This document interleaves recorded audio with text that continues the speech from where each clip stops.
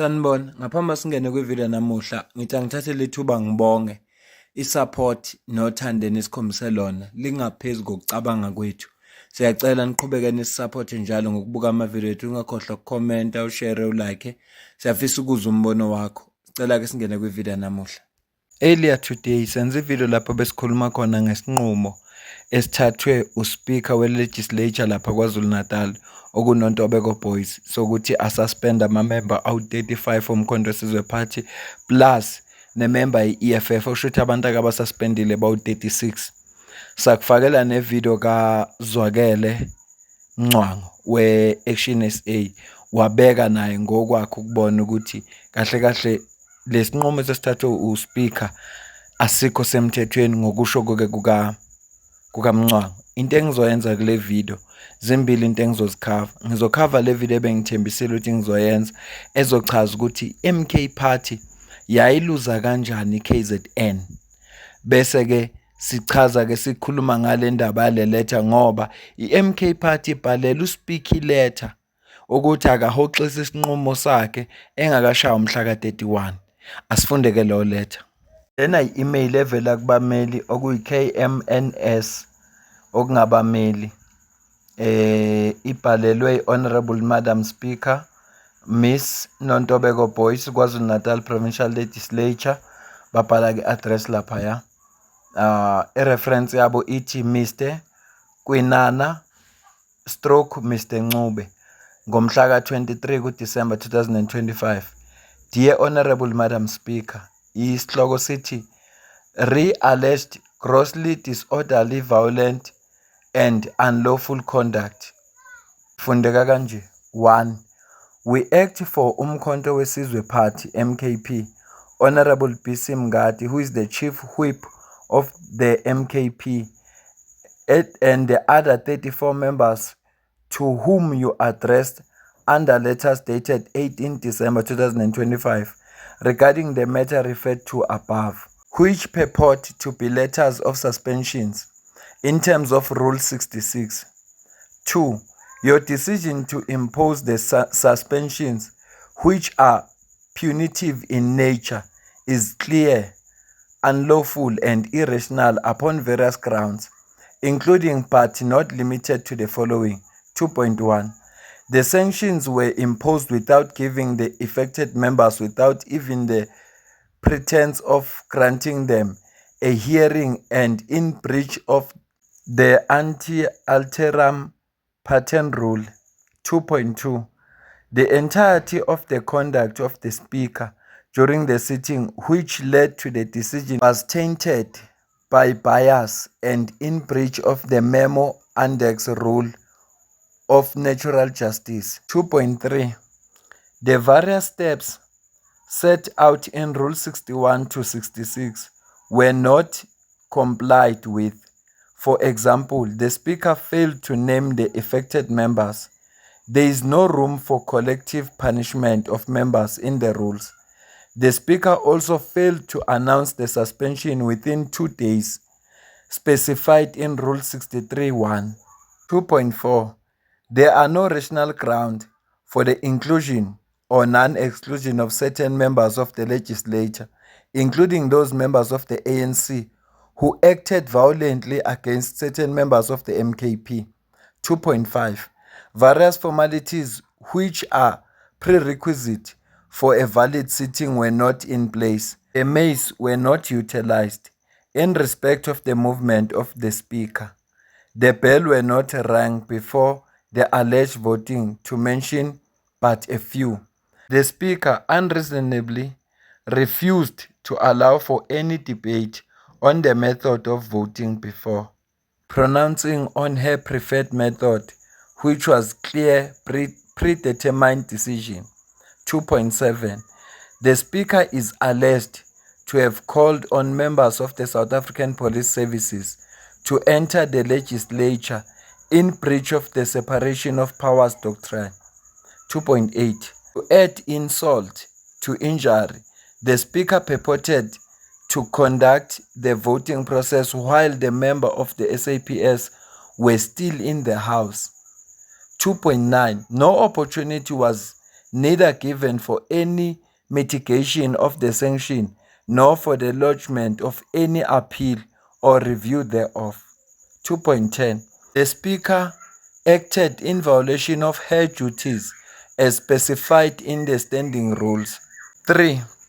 The purpose of this letter is to demand, as we hereby do, that you immediately withdraw the illegal suspension decisions on or before 31 December 2025 at 10 a.m., failing which our client will be left with no option but no purpose to any remedies legally available to them to challenge your impugn decision and conduct, including urgent litigation, which we hope can be avoided if sanity prevails. We look forward to receive your considered urgent response, preferably before deadline specified in the preceding paragraph. Yours faithfully, base beyasayina lapha ezansi. Yona letha ke le ethunyelwe kuSpeaker evela kubameli be-MK beveza nabo ukuthi why bethi lesinqumo esithathwe uSpeaker si-unlawful. Uphendulile kuSpeaker. Uphendulile uSpeaker kodwa lento eshuwa elabe MK ubeseyishilo uMncwangu. Ngizokucaphunela ivideo kaMncwangu asifunde iresponse kaSpeaker bese ngikucaphunela uMncwangu. Nsikilethe ebhalwe uSpeaker ibhalwe reply to KMNS attorneys. Dear Sir or Madam, alleged grossly disorderly, violent and unlawful conduct. Ifundeka kanje. I refer to the above matter and to your letter received at 0001 on 24 December 2025.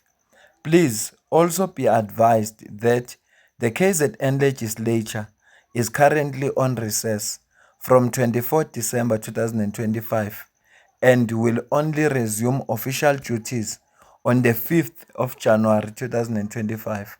Notwithstanding, we note that you claim to represent Honorable PC Mngadi and other 34 members. We wish to put it on record that the legislature served each affected member with suspension based on the severity of transgression and not as a group. In this vein, we are in possession of correspondence from some of the affected parties through their chosen attorney, and some have directly contacted the legislature. We therefore cannot take your assertion that you represent these members at face value.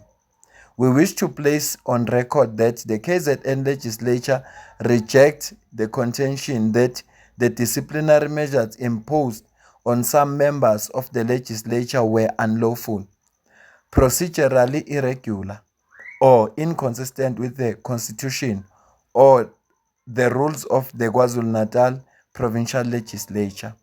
We further wish to advise that the Speaker may give a ruling or frame a rule in respect of any eventuality for which these rules do not provide as per Rule 3 of the standing rules of the KwaZulu-Natal Legislature.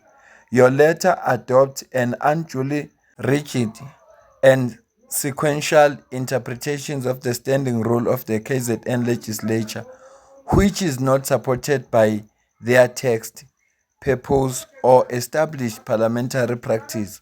Accordingly, the KZN legislature stands by the decision it has taken. Yours sincerely, wasayina ke lapho uSpeaker. Akuveza uSpeaker la ukuthi noma bevalile ukuthi bavalile manje kusukela ngeyi-24 kuze kushaya umhla ka-5, kodwa noma kunjalo bamile ekuthenini isinqumo abasithathile kusemthethweni, bavunyelwa ama-rules, akho lutho abazoliguqula. Ilokho nje uSpeaker akugcizelelayo kule letter yakhe. Ithi ngikucaphunela ukuthi uthena Mncwangu bese singena kulo daba lesibili. So I'm reading these letters among members social media, MKP, where Speaker suspends them. I think for me, what came to mind was to ask myself, if in recall AMA rules, does the Speaker have powers to suspend the members? Yes, uSpeaker unama powers to suspend members, but when she can do that, Section 63 refer kuona, uSpeaker can suspend members immediately using Section 66. So what Speaker should have done, ukuthi she should have named these members during the sitting by names as individuals if invoke Section 63. Then bese apply Section 66 ukuba suspender for these 5 days akhuluma ngawo. But akakwazi uSpeaker by the same rules ukuthi akwenze after a sitting has been adjourned. Akakwazi ukwenza lokho uSpeaker. So this decision yokuba suspender is not in line with the rules that the Speaker is applying, because she was presiding the meeting. The only time where a Speaker can have this decision after a meeting is when the presiding officer was not a Speaker, because the presiding officer must then engage with the Speaker. Then in their consultation, then they come up with a sanction. But that sanction within 2 sitting days must then be tabled in the House and communicated. Now, in this case, what the Speaker has done, uzenze presiding officer ongeyena Speaker, but she was a Speaker. Uma invoke Section 63 1A, that section, it yena Speaker at the same time was supposed to suspend those members using Section 66, because ukhuluma ukuthi refer to Section 63 and invoking Section 66 to suspend my members. But I want to suspend afterwards, because that section referred to immediate suspension if a fila ukuthi keep a member with house is not enough. But nakhona you name members. Section 63 uthi naming and suspension of a member. Awukhuluma about members. So yena, she is making a ruling on 37 members. What the Speaker should have done right now, after ehlulekile, when suspension immediately, because I'm going to invoke this section immediately, not afterwards. So it's now outside the rules akwenzayo. So this can be challenged by those affected. But issue njengamanje ukuthi uSpeaker should have taken this matter to ethics committee, where ethics committee can look at individual misconduct and charge them accordingly. Because awukwazi ukuthi ungaveliswe igroup of 37 uthi they have the same misconduct, because ngenze komunye bemile omunye beshouta esho amagama mhlawumbe ngamela awasho kodwa bemile akasho lutho. So now you are grouping them, so you can't group abantu with sanction. So I think uSpeaker here got it wrong. But more also, I think MKP need to read AMA rules so that they can able to fight their battles within AMA rules. Because without reading AMA rules, you will end up being really a football stadium for the Speaker, because Speaker will always abuse AMA powers now. Because in this case, for example, the Speaker has no powers to suspend these members, not at all. And I'm just strange. No one have challenged the Speaker does he have powers to suspend these members after his sitting. The understanding I have of our rules, Speaker, yes, when our mandla during the sitting, but after a sitting, send our mandla to suspend these members. In the Frenze, Ubarafia with ex committee. The breach abanayo, ili breach 1661, ekuluma kwa kulu yonagege, ekuluma ngenda by misconduct, a grossly disorderly conduct of a member. But otherwise, MKP can challenge this decision because Speaker have no powers. According to section Ekotayo, Speaker yena okota wrong sections basically. Unless maguti corner enye, but like Ekotayo, akana amandla uyisebenzisa after sitting. Kwakumela yenze immediately isanction asho ukuthi ba suspender for 5 days according to section 66. Hayi afterwards. Afterwards kumele base ku ethics, and as individual funa khona you can't charge abantu as a group because ayifani misconduct yabo. Khumbula ukuthi ama general elections kwavotwa ngomhla ka-29 kuMeyi 2024, 29. Then before kuphuma ama-results, uFikile Mbalula wakhuluma kanje. Bonke bathetha ne-coalition. If ANC drop below 50 ndikhona, I'm prepared to work with you. But thina will be out of power, it's fine. Gulo bayazifuna apha ecala kwethu, likayintate Mbax. Yeah, basibulisa singababone ebusuku. Bathi lento siyakuyo i-coalition. Akho coalition izakwenza ngapha sithi chithani lo manzi akho nkukhu izawuxhelwa.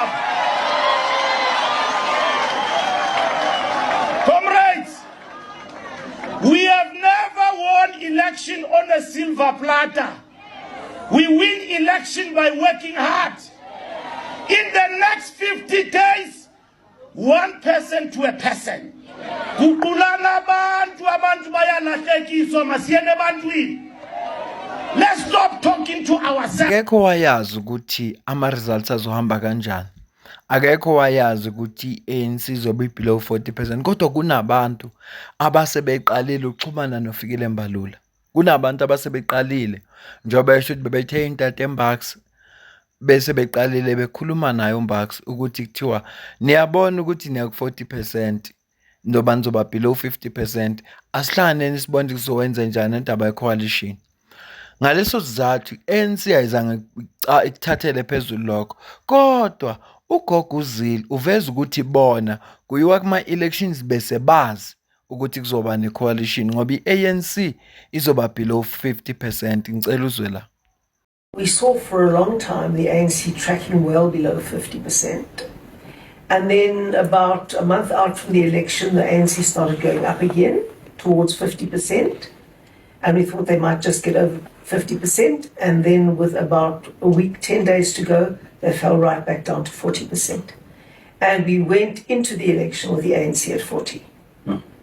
So we knew that there was going to be a coalition governing South Africa, yes. Before we went into the election, we knew that it would be a coalition government. We knew that the ANC would be able to go into a straight coalition with very few parties.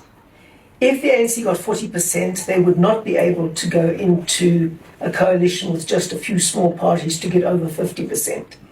They would need one of the big parties.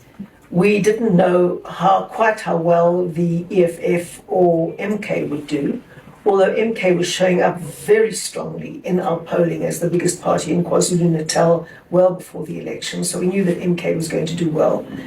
The EFF we thought would get about 10.5%, or between 8 and 10%, that's where they'd been polling. Then ended up getting just over 9, if I recall correctly. So we knew everyone was in the ballpark. And we thought there would be 3 parties that could take ANC over 50. One was us, one was the EFF, one was MK.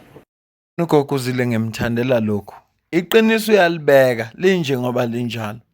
Before kiwa kuma-elections bese bazi. Uthi through polling angazi kanjani, kodwa bese bazi. Kodwa manje into ebebeyiqaphelile ukuthi ANC kungenzeka kuye ku-coalition ne-EFF kanye ne-MK, of which iphutha abangalifuni ukuthi lenzeke lelo. Imiphi imizamo abayenzile ukuze i-ANC ingahlangani ne-MK party ne-EFF bakhanda i-coalition. Yeka lama excuse abawabalayo ukuthi uZuma akafuna uRamaphosa vela akamfuni.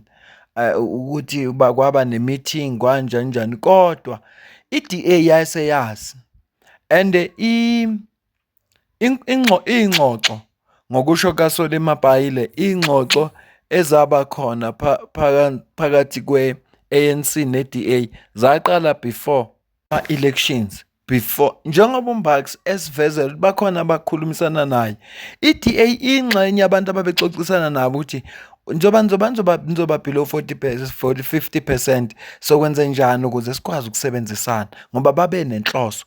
Khumbula phela ukuthi uma bengabonanga solinye kulonyaka edabeni lebudget bathola iletha, President Cyril Ramaphosa wathola iletha, John Steenhuisen wathola iletha eyivela kwi-business yathi bangehlukani. Sesake sakhuluma ngalonto, ngeke ngisayiphinda, ngeke ngisakufakela namavideo abo-18 bechaza ukuthi umshado khona phakathi kwe-ANC ne-DA bashadiswe ibhizinisi ngenkani. Bayazi nabo bakholelwe entweni engafani, abathandani kodwa bashadile. Will you accept having to share a cabinet now with people implicated in the state capture report? We'll certainly accept the justice portfolio if we can get it, because then we can do something about the state capture report. You see, the important thing to realize is that we were very strategically careful, that we would never be caught in a situation where we were merely there propping up an ANC government. We had to have meaningful power. And the backwards and forwards in the final hours through those last 7 drafts was precisely to ensure that we had something meaningful on the table, that we could achieve something meaningful with what we had on the table, and that we were not just a kind of crutch to the ANC. Then what do you say to DA voters who may feel a little bit betrayed? Because in your campaign to rescue South Africa, particularly from the ANC government, but here you are in bed with them. And you're saying, look, what is the other option? But the other option is governing from the opposition benches again. Well, you don't govern from the opposition benches. That's the problem. Playing a role there. You can't make things happen from the opposition benches. And the truth is that our biggest election promise to the voters is that we would keep out what we then called the Doomsday Coalition, the anti-constitutionalists. We said, we promised you we will keep out the people who are set on destroying our constitution. Jacob Zuma campaigned against the constitution. He wanted to get rid of the power of judges and all of that sort of thing. Julius Malema was also campaigning against the constitution. So we said to our voters, we will keep out the Doomsday Coalition, ANC, EFF, MK. And it's very significant that the ANC sent their brightest and their best, a really excellent negotiating team, to negotiate with us.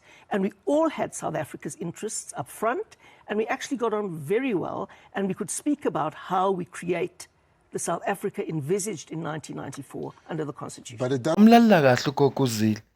Uyabona ukuthi lento esho iANC iopposite yalento ayishoyo. Ngoba bona bathi mabe negotiator basho ukuthi they need to save iSouth Africa and kune doomsday coalition efuneka bayinqande ngakho konke okusemandleni. Awucabange ke ukuthi ukube kwenzeka lento esho iANC ANC yenza lento kuthiwa ama formalities ukuthi kuthiwa no siyaninvite nani kodwa ideal ibiyona sisifeziwe. Uyazi umuntu wake waya ku disciplinary hearing wafika isinqumo sesivele sesithathiwe ukuthi noma ungawabeka kanjani amaphuzu wakho kodwa kusalayo bazodismiss ecompany just bafuna ukwenza ama formalities ukuze kuthiwa nje uyile ku disciplinary hearing sakwazi ukudismissa kahle ungeze ukuya ku CCMA ufika ukuthi unfair dismissal. Ilento enzwa iANC njengoba bethi saya kuwo wonke umuntu. Yebo baya kuwo wonke umuntu kodwa already bese seyihleliwe lento ngoba njengoba esho uGoguzile muhla ngento eyi1 uyalikhuluma iqiniso. Goguzile ungimthandela lokho uyalikhuluma iqiniso. Ngichaza le ndaba ngoba sothi mase sikhuluma ngeKwaZulu Natal bese uya understand ukuthi lento yaplanwa nationally then ifika nje seyifika kuma province already seyihleliwe nationally ukuthi nazi into efuneka yenzeke abantu ekungafanelanga basondele embusweni nasemandleni ilaba ababili okuyi-EFF kanye neMK party akufanele nangephutha basondele. Asibuyele ke KZN uGoguzile ukhuluma kanje. So we aren't, and I'll be quite honest, I mean, we could threaten to bring KwaZulu-Natal down if they don't agree to the document's terms in Gauteng, but we're not going to do that. We're not irresponsible people. We don't want to hand KwaZulu-Natal to MK and the EFF. It would be a total disaster for that province. So we're not about to do that. There are other levers that we're going to use, obviously there are. But we're not going to say the people of KwaZulu-Natal can be thrown to the dogs, not at all. They wouldn't let the people of KwaZulu-Natal to be thrown to the dogs. Angazi ngithi kusho ukuthini. Angifuni ukuyichaza lento ngesizulu. Angifuni ukuyihumusha ngesizulu ngoba mangathi ngiyayichaza izosuke ishwa lento engiyicabangayo. Angiyazi isho ukuthini ngoba angiyena umlungu. Okanye ngizothi figure of speech or it's an idiom or noma isaga noma isisho angazi. Ngoba mina mangase ngiyihumushe ngizoyihumusha ngesizulu bese ngitshela okunye. Ingasho mhlambe lokho kusho uGoguzile. Kodwa funeka abantu bazi ukuthi abantu bakwaZulu Natal kwathiwa ngeke banikelwe kwezi ezinjeni. Izinja ke iMK party neEFF ngeke banikelwe kuzo. uMagasela Mzobe mayikhuluma ne-SABC ekhuluma noMzwanele Mbeje ukhulume kanje. Mzwandile Mbeje ukhulume kanje. So there's something very, very, very unusual happened after elections. You expected that because the ANC got 40% nationally, democratic principles tells you that they should lead government. Whether you like Ramaphosa or the ANC, the fact that they got the highest number of votes at 40%, you expected the same in Gauteng, 35 for 30 so? It's far below 50%, but democratic principle says the one who got the highest number of votes must form government. Now in KZN, something that we have not seen, in all fairness, MK got 45%, and the opposition gang up, and Helen Zille says it openly, that will never allow KZN to be led by MK, despite 45%, higher than Cyril Ramaphosa, higher than Panyaza, but everyone was saying, no, it can't happen, that MK must lead. Yeah, but would you not then attribute some of that to actually your own instability in the party? Because some of the accusations outside is that we tried to reach out to MK, it was nowhere to be found. No. So that's probably the reason why they steamed ahead without the MK. No, it's not true. It's not true. It's absolutely not true. Fortunately, I was very close to the negotiations. I mean, President Zuma, on the eve of election of the Premier, met with the leader of NFP. The instruction was communicated openly. The public knows that. Helen Zille, long before the negotiations, said we cannot allow KZN to be led by MK, even went further to say they can't let KZN people to the dogs. Now, we're not making this thing up. So the decision was taken long before those. And precisely because of the GNU, IFP and the DA and the ANC had to take that down into KZN. They tried in Gauteng. Fortunately, Panyaza did not buy the story of DA imposing itself. So it was premeditated before we even could enter into negotiations. Ake mina nawe nje sisenze umqondo wethu. Sisebenzise nje ingqondo yethu kahle. Singayivilaphisi. Futhi siyenze ingqondo yethu isabalala. Ivile engiyifakile ugogo uZille ushilo ukuthi bathe mabebheka kwi-polling babona ukuthi MK party izodominate eKZN. Kodwa ungakushiyi ingakho ngithi asenze ingqondo ethi sabalala bese sibheka izinto. Ungakushiyi ukuthi angeke kodwa bavuma abantu base KZN. They can't let the people of KZN to dogs. Ethi ngisho njalo. Angeke baze bavuma abantu base KZN baholwe izinja. Kubeke lokho eceleni. Kodwa bebenolwazi ukuthi okay, MK party izodominate iKZN. Kodwa futhi angeke size sibevumele ukuthi abantu base KZN baholwe iMK party noma athi ibambisene neEFF, angeke sikuvumele lokho. Ukubeka nje lokho emqondweni. Uma sekuphuma ama results, yeke ukuthi asike sithatha ama results lawa khona. Siyeke lento ukuthi kuthiwa ama results atshontshwe noma watshontshwa ngabarojwe noma barojwanga. Ngoba akusasizi manje sikhuluma ngalokho kukhona. Esevelile ama results. Uma kubhekwa national kwenzeka leni, ipolitical party okuyiyona ibinkulu, iyona ehlanganise ama political party ezogovernor nawo. Even nakuma provinces njengase Gauteng, uPanyaza wenze njalo ngoba iANC benama vote amaningi. Yahlangana namanye ase former government. Kodwa eKZN khumbula ukuthi bathene eqaleni sibonile ukuthi MK izoyidominate iKZN. Fortunately noma ama plan wabasebenzile ukuthi engayidominate ngo50% or 50+1.